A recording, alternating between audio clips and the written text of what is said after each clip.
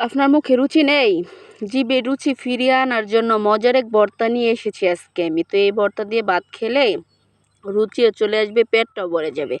আসসালামু আলাইকুম, কেমন আছেন সবাই? আশা করি ভালো আছেন। পরিবেশটা আজকে খুবই সুন্দর, খুবই ঠান্ডা। তো ঢেঁড়স খেতে চলে আসলাম কিছু ঢেঁড়স উঠানোর জন্য। ঢেঁড়সগুলো একদম ছোট ছিল, দেখতে কিন্তু মাশাআল্লাহ অনেক। তো এই যে বিকাল টাইমের জন্য ঢেঁড়সের ফুলগুলো একদম চিমিয়ে গেছে, শুকিয়ে গেছে। এগুলো সকাল টাইম অনেক সুন্দরভাবে ফুটে। এই যে ঢেঁড়সগুলো আমি তুলে নিচ্ছি একদম আলতোভাবে, যেহেতু ঢেঁড়সের গায়ে কাঁটা লেগে থাকে এর জন্য। এদিকে আমার বাপ যেন আমার সাথে চলে আসছে, এই যে চালুন ভর্তি করে ঢেঁড়স নিয়ে নিলাম। এদিকে দেখেন জংলি ফুল ফুটে আছে। আসলে জংলি ফুলগুলো দেখতে অসাধারণ লাগতেছে। যেহেতু ঢেঁড়স উঠিয়ে ফেলছি, ঢেঁড়স ভর্তা করার জন্য আমার কাঁচামরিচের প্রয়োজন।